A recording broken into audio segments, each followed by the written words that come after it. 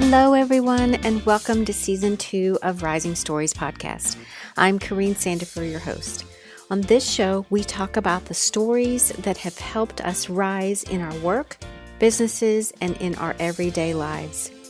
In this show, we talk about what it's like to run a business, live our lives with intention and purpose. We also talk about books, restaurants, and things that make our lives easier as women. Don't forget to hit the subscribe button so you won't miss an episode, and you can also listen to past episodes from other amazing women. You can connect with me on Instagram, Facebook, and Twitter. I'm at Corrine Sandifer on all three. Today on the show, I'm interviewing author, mother, MBA Harvard grad, former global executive of 2 Fortune 500 companies and 1 Fortune 1000 company. She is now the president and founder of ForwardWomen.org. Diane Paddison started Forward to provide a place to help Christian women in the workplace build strong community and support. She's written 2 books called Work, Love, Pray, and her newly released devotional called Be Refreshed. Diane and I talk about her journey to starting Forward and also what it looks like for her to work and care for her daughter who is chronically ill. She has some wise words to offer someone in that situation. Here is my conversation with Diane Paddison. Hi, Diane. Hey, Corrine. It's so good to hear your voice. Thanks. Thanks so much for coming on. You are in Dallas and I'm here in Nashville, and we are so excited to have you on. I've been wanting to have you on for years. It just hasn't ever worked out, and I'm glad it finally did. Me too. This is great. Yeah. You had it's almost like you had like a whole nother life before Forward. Well, I grew up on a farm in Oregon, and I went to Oregon State University, and 2 of my mentors, which is one of my passions in life, were 2 men, one that was a year older than me and a year younger. And when I did a summer job away from the farm to really figure out if what I studied was what I wanted to do, I figured out it wasn't. And I came back to school kind of distraught, thinking, oh my goodness, I've paid my way through college. I've only got 1 year left. And I've wasted all this time and money. And I went to my 2 friends, who are still my mentors today, and said to John and Dan, you know, the work I did this summer in the retail industry just is not what I want to do, but I love the business side. And they both said to me, apply to Harvard Business School. You have great grades, great leadership. And I just believed them, and I just went and applied right off my typewriter on the application, and I found out when I was overseas in a exchange program that I had been accepted. So Harvard Business School basically requires you to have great work experience, and pretty much my work experience had always been on our family farm. So I went to work for IBM on the East Coast for 2 years at one of their headquarters locations, and they were great. They gave me 5 different jobs to really experience business in different ways there in New Jersey. And then I went on to Harvard Business School and came out and had the opportunity to go into the commercial real estate industry and entered John and Dan again. They both had gone to Harvard Business School and both went to work for Trammell Crow and had said, you need to come work at Trammell Crow Company, which I did.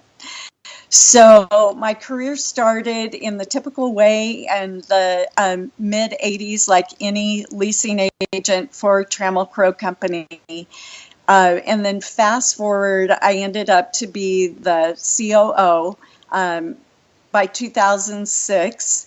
And John was one of the executive team members with me. So that's how intertwined our story is. But the 10 of us decided to sell the company to CBRE. And then I became the global head of client accounts. So my jobs in both companies were global. And then I left CBRE, which was an amazing company to be with, Trammell Crow and CBRE for 21 years. But because I'm always need a new challenge, I had one of my classmates from Harvard Business School offer me the opportunity to be COO of another global real estate company called Prologis. And the reason it attracted me is I had never overseen operations in Japan, Korea, China, the Eastern Bloc, or Mexico.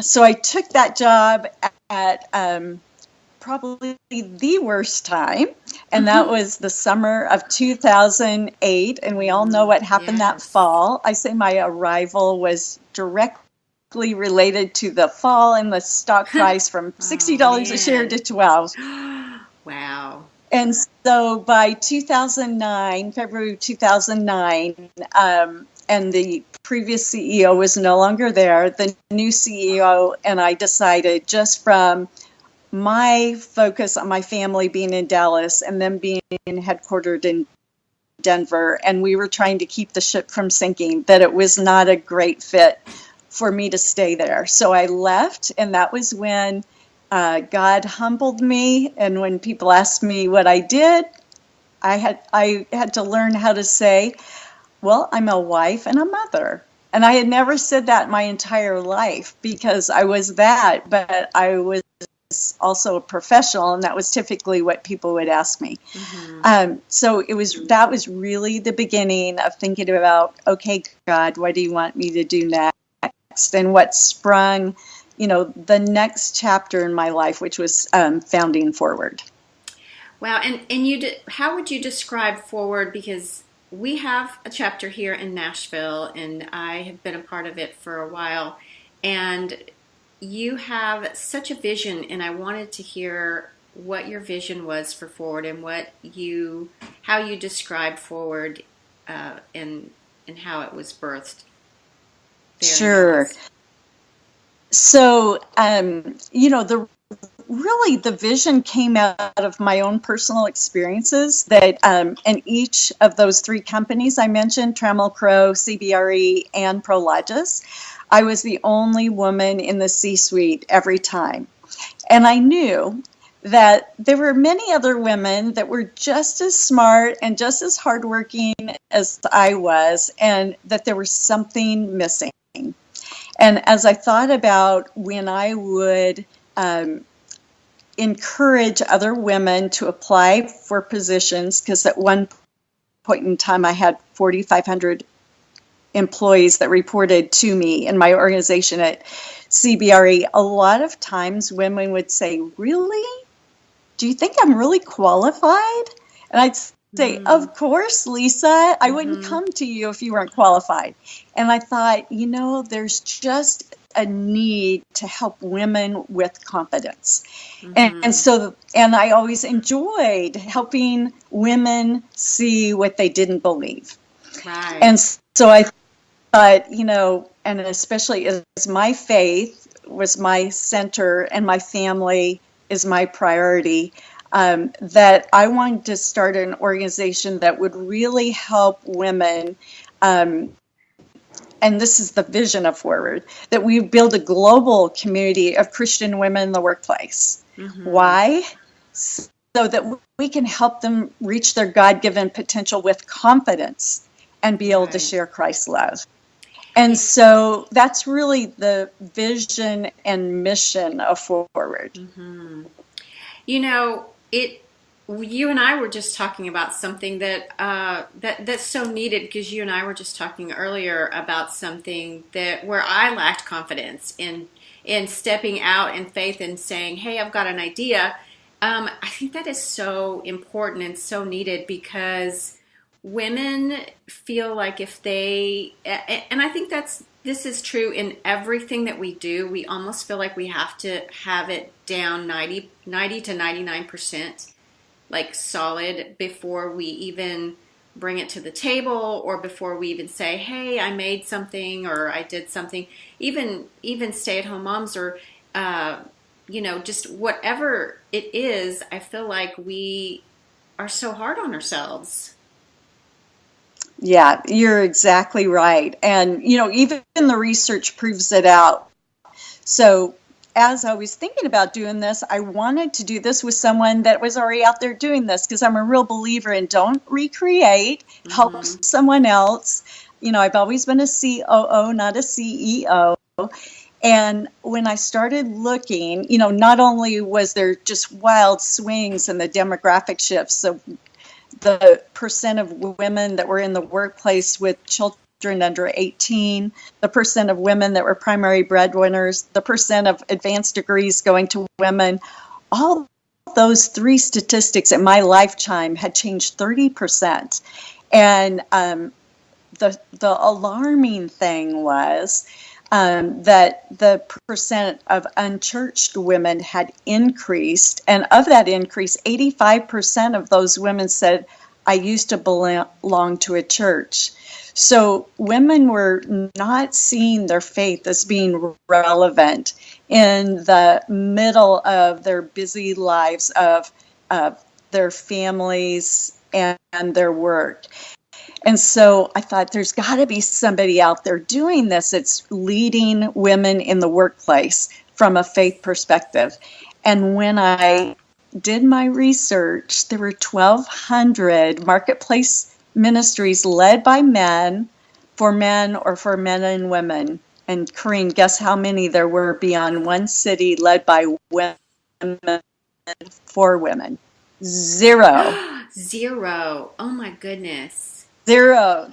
There were a few individual in each city. There were 3 cities, but there was no organization beyond one city. And so with that, my mentor, and this is a different mentor, Bob Buford, said to me, you need to start this because your gift is building organizations, but you also need to write a book. And here's where the confidence things come in. I looked at him and said, Bob, that will be a miracle because I hate to write. And he said, I can help you with that. So he did, and he introduced me to the CEO of this division of HarperCollins, and when she heard about the book, she said, I want to do it. And he also introduced me to a ghostwriter who helped me write the book. That's awesome. So that's how it all got started. Where there's a will, there's a way. I mean, and again, the confidence thing came into play, and you have all these credentials. I mean, it's just like we all still lack that confidence, and I think it does take linking arms with other women who can spur you on and say, do it. You can do this. You can do this, Diane. You can write a book, or you can do that, Corrine. Just whatever our endeavors are, that someone's out there next to us saying, cheering us on. And being that, I know that Forward also has like a mentor program. So if anyone is looking for, needing someone and they don't have that in their city, you can always sign up to get a mentor, which is really cool. But you ended up writing Work, Love, Pray. And tell me a little bit about that book.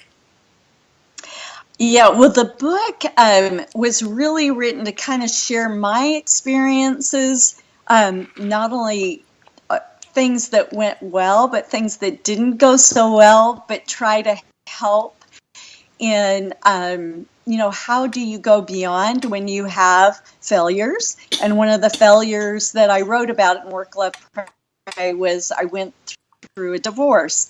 And that's in chapter 5 of Work, Love, Pray. And I really wanted to help women with how do you go forward rather than dwelling on what happened.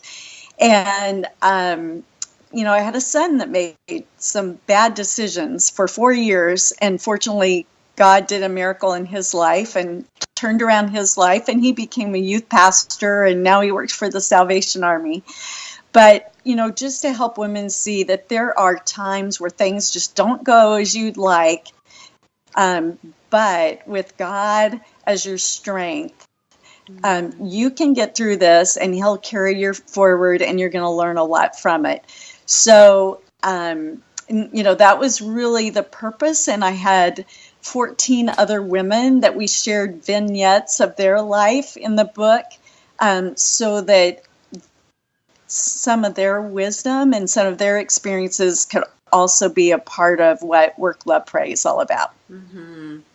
And What would you say, Diane, has been the one thing that you found to be helpful in keeping your faith while working in the workplace? Like you said, you were many times the only female in the room, and maybe there are women out there that are like, I can't bring my faith to the workplace. I can't. It's really hard for me to keep that going when I'm so busy, or no one is a believer in my office.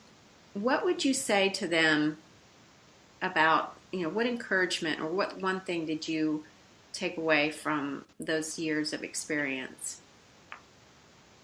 Well, if it wasn't for my faith, there are many times where decisions some people would look at and say, really, you had to handle that?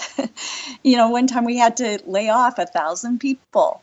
But just having my faith, knowing that God was with me through those decisions, being prayerful through those decisions, having other people around me. So it was being prayerful, being in the Word, and having other believers around me to support me through those times was such a critical part of my life. And not only that, but also the personal, challenges that I shared earlier.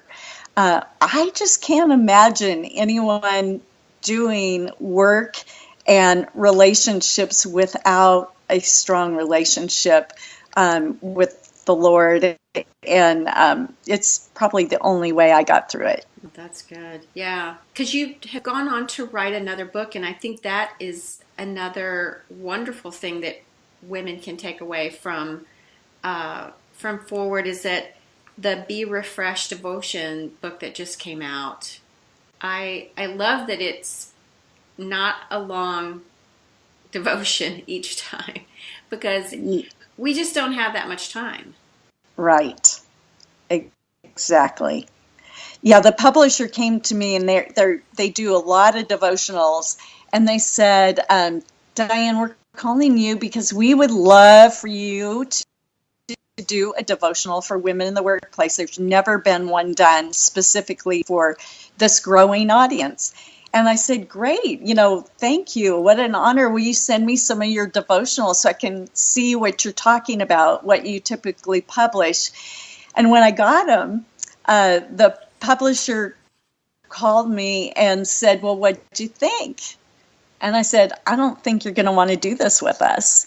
And he said, what do you mean? And I said, I did some of the devotionals, and they took me 30 to 40 minutes to actually go through them, look at the scripture, go through the discussion questions. And I said, when I was in the C-suite, I have had 4 little kiddos, married.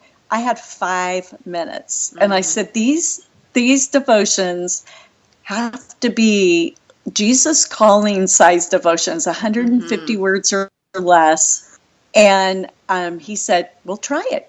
And the first 2 days it was out on Amazon, it sold out. Wow. November 2nd. So they were very pleased with how it went. It was just released November of this year. And the great thing is we went out to today we have 120,000 women that come to our digital platform, either our website or social media or on our email list. And in order to provide them with great content, we've interviewed, since we've been in existence 6 years, we've interviewed over 300 women. So we had these amazing stories, and 100 of those 300 women actually said they would like to pull a portion of their blog out and have it be included in the devotional.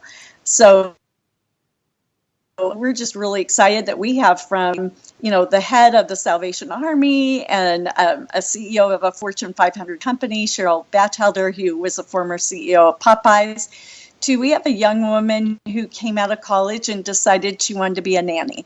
And I wanted this this devotional to have women of all walks of life, of all industries, because they all have their own wisdom and their own story to share. Yeah, absolutely.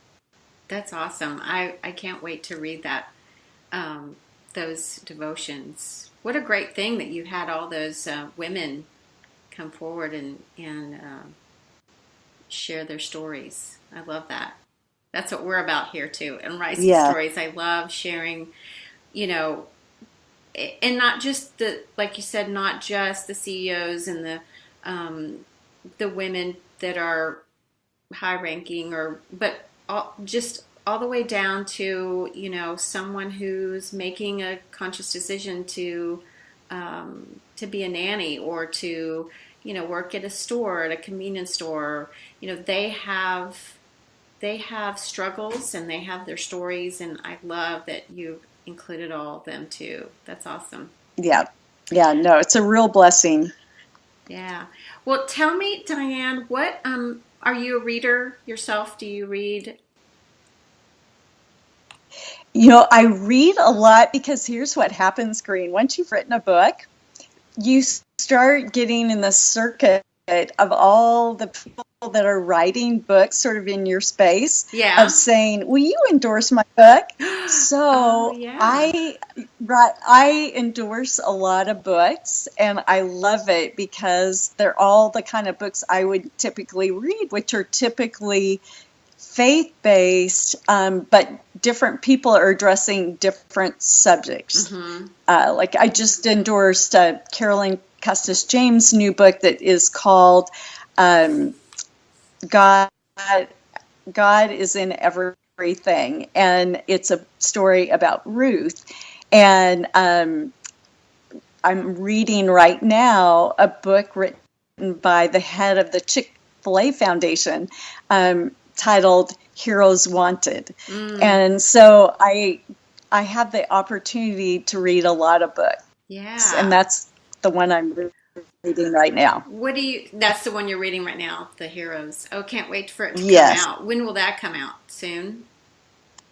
I'm not sure when Rodney's book will come out. Do you spend a lot of time on your phone? What's your favorite app?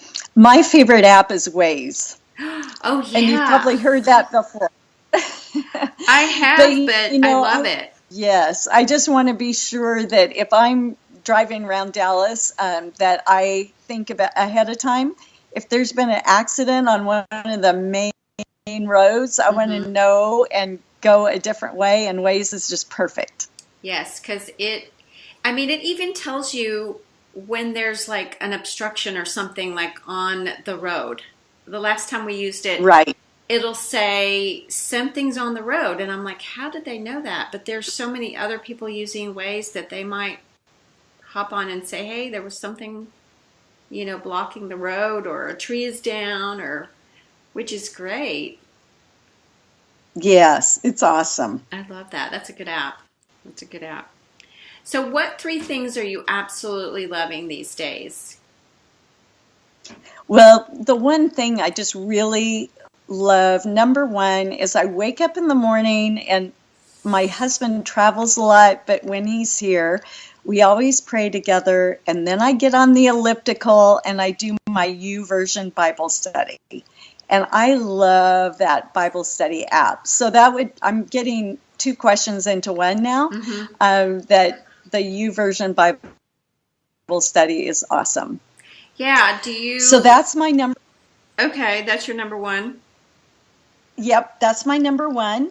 My number 2, and this year I went through, I have a personal coach, and I went through a personal visioning session with her, even though we had the strategic planning session for Forward.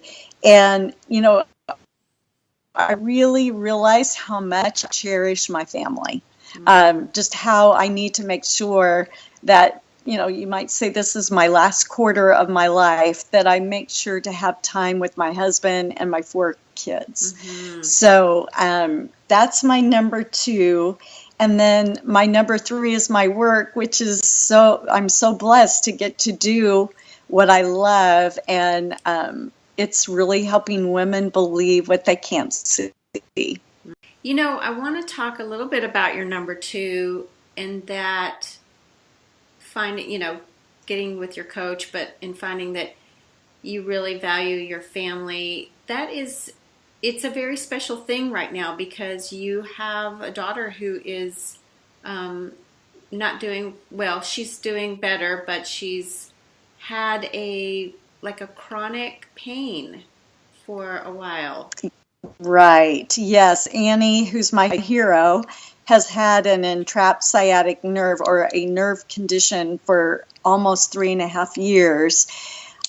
And we've been through 2 surgeries and over hundreds of appointments and procedures. And she still is not totally well. She's gotten better, but she's still not able to actually have a job. She's not able to drive.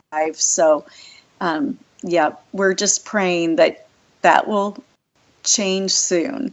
Yeah. And so have you found, I'm sure it's really hard to juggle and to be where you are needed with her, and also do what you need to do for your position in forward. How do you balance that? Yeah, great question. Look? Yeah, Corrine, because obviously in those years between 1985 and really 2014, because I was working for another real estate company as a consultant when I was starting up Forward, but really decided the summer of 2014 that Forward was growing so fast, I needed to just focus on Forward. Mm-hmm. Well, it's just amazing God's timing, because that was July of 2014, and this struck Annie October of 2014. Wow. So I had transitioned to totally, working out of my home, overseeing Forward as the executive director. Mm-hmm.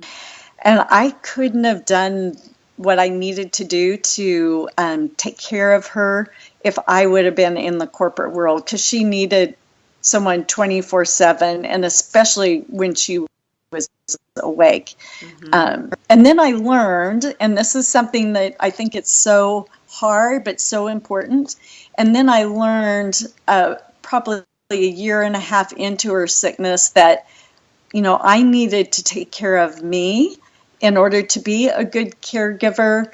And my gifting is really building organizations and doing, what I shared is my number 3, which is helping women see what they don't believe. Mm-hmm.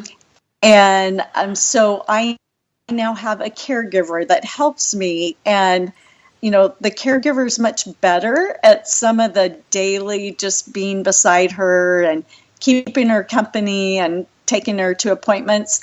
And I'm much better when I'm with her, because, I have gotten my energy through what I do work-wise, so that I can, give her more than if I was a caregiver 24/7. Mm-hmm.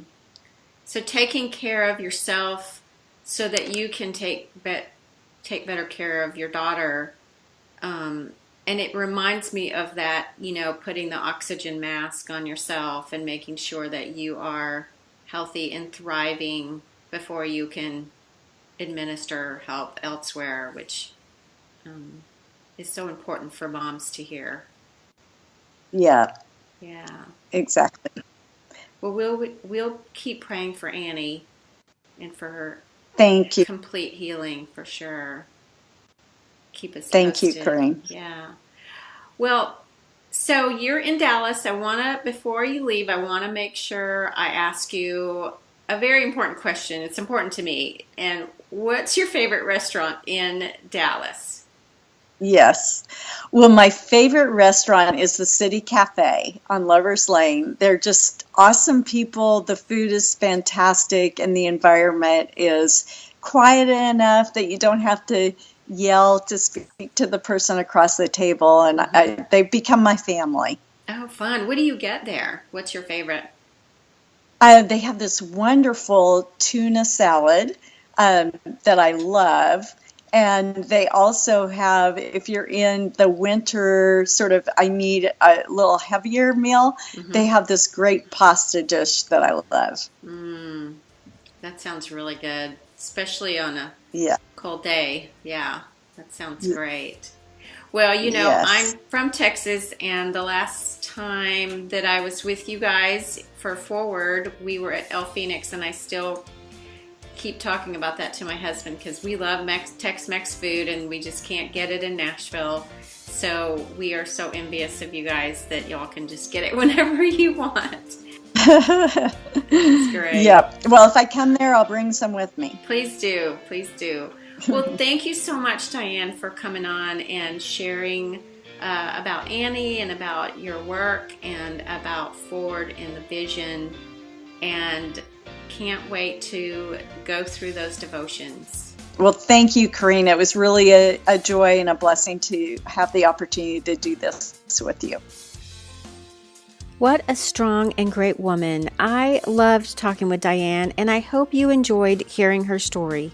You can join Forward Women with the link provided in the show notes.